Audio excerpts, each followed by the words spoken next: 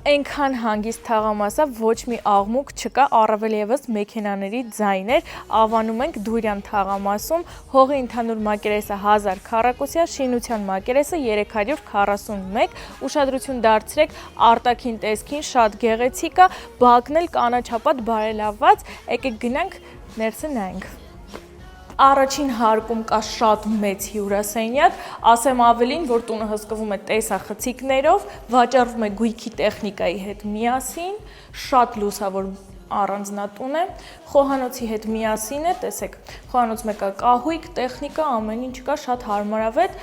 եւ նաեւ առաջին հարկում կա մուտք դեպի ավտոտնակ եւ սանհանգույց։ Իսկ երկրորդ հարկում ունենք 4 ննջասենյակ,